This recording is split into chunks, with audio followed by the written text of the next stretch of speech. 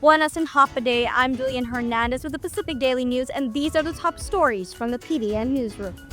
3 people convicted in major drug cases over the past few decades will be released from federal prison after President Joe Biden commuted their sentence, along with nearly 2,500 others shortly before the end of his term. One other person had her sentence commuted by Biden in December. The Pacific Daily News continues to review the list of thousands of names whose sentences were commuted recently. Among them are 2 brothers involved in a major drug ring, as well as a brother and sister involved in a separate major drug ring. Roy and Richard Kabakang, along with their brother James, were convicted of transporting large quantities of methamphetamine from California to Guam in the early and mid-1990s, according to Pacific Daily News files. Gina Fresnoza Medina and her brother Henry Pangilinan Fresnoza were convicted of their roles in a major drug ring that was active between 2002 and 2011, according to news files. In other news, cybersecurity concerns and a lack of American manufacturers continue to have challenges in getting and funding new gantry cranes for the Port Authority of Guam, according to Port General Manager Roy Respicio. A breakdown of those cranes could have a big impact on the flow of supplies needed for the ongoing military buildup. The port's 3 aging gantry cranes were at work unloading thousands of tons of product off the Aloha-class Matin container ship Daniel K. Inouye on Tuesday afternoon. But each of 3 canes, bought secondhand by the port, is already over 40 years old, Respicio said, with their service lives expected to end by 2028, 2030, and 2032. Getting those cranes replaced and getting the money for the replacement was one of the main talking points during a Tuesday tour of port facilities for newly minted PAG Oversight Chairman Senator Jesse Lujan and Senator Vince Borja. Finally, affordable spay and neuter services for pet dogs and cats kicked off on Tuesday in Sinajana, and the program continues through January 29. Surgeries are by appointment only, with a $50 fee per animal. They are free if the pet owners are receiving SNAP benefits. Guam Animals in Need and the Department of Agriculture have teamed up once again to host the 7th Community Spay and Neuter Island Pets SNP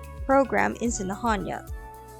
Wheels have started turning on infrastructure installation for a new hospital in Mangilao, with the Guam Waterworks Authority looking to spend $750,000 to begin survey and planning work at the hospital site. GWA General Manager Miguel Bordallo shared the plans with the Consolidated Commission on Utilities during a Tuesday work session. Bordallo said the project will be funded using Federal American Rescue Plan Act money allocated by the Office of the Governor. Governor Lulian Guro has locked in some $104.8 million worth of ARP money for infrastructure installation at the hospital site, which is located roughly across from the utility headquarters of the Gloria B. Nelson Public Service Building in Mangilao. GWA wants to add on survey and planning work for the site to an existing indefinite delivery, indefinite quantity contract that the utility has with an engineering firm, according to Bordallo. In other news, Branty Walliby, convicted of manslaughter for a 2022 beating death captured on video, was resentenced to 15 years on Tuesday in Superior Court of Guam, Judge Alberto E. Tolentino's courtroom. His original sentence was 21 years. He declined to offer to address the court. Wallaby originally faced murder charges in December 2023. A year earlier, he and his brother got into a drunken fight with Arnold Naroon and another man. Video taken of the fight shows that although Naroon provoked the brothers, Branty Walliby continued to beat and kick Naroon while he was on the ground. Naroon died from his injuries a month later. Finally, Guam's Republican delegate James Moylan and Speaker Frank Blas Jr. said they welcomed the start of a new administration of President Donald Trump, who was sworn in early Tuesday morning Guam time. Moylan joined many others from Guam who attended the inauguration, which was held indoors at the U.S. Capitol building in Washington, D.C. instead of the traditional outdoor ceremony because of the extreme cold. Trump was sworn in as the 47th President of the United States with his new Vice President, J.D. Vance. Trump won his second term after defeating Democrat nominee, former Vice President Kamala Harris, in November. For more on these stories, go to GuamPDN.com and follow us on social media.